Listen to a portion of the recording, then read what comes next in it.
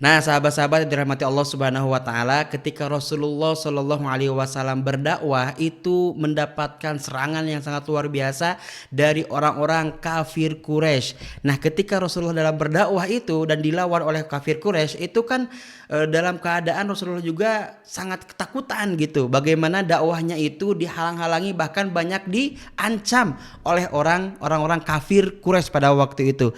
Maka Rasulullah SAW mendapatkan ada salah satu surah yang bisa memberikan kabar gembira kepada Rasulullah.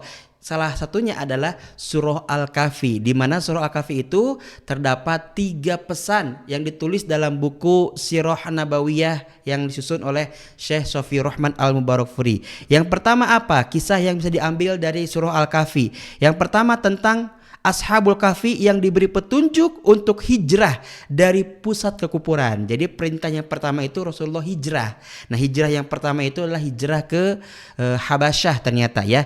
Hijrah ke negeri Habasyah itu awalnya dari kisah Ashabul Kahfi. Yang kedua adalah bagaimana kisah tentang Nabi Khidir alaihissalam dengan Nabi Musa alaihissalam. Kisah ini memberikan pengertian bahwa berbagai hal tidak selamanya berjalan dan berhasil dengan bergantung pada apa yang dilihat secara kasat mata.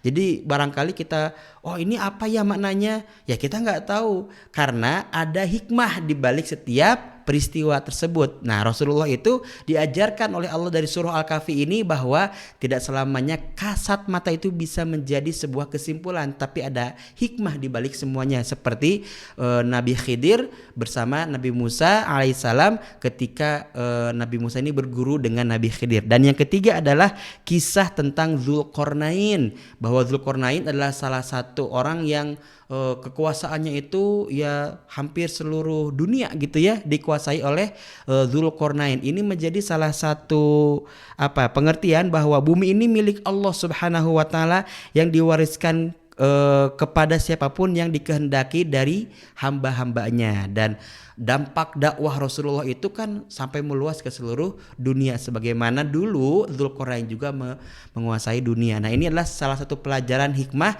yang bisa kita ambil dari kisah ataupun dari surah Al-Kahfi. Itu ada tuh, baca, makanya baca biar kita banyak mendapatkan ilmu yang bermanfaat dari buku Sirah Nabawiyah. Maka baca ya, coba dibaca bukunya, dimiliki bukunya, kemudian kita buka dan pelajari setiap lembar demi lembar dari buku Sirah Nabawiyah.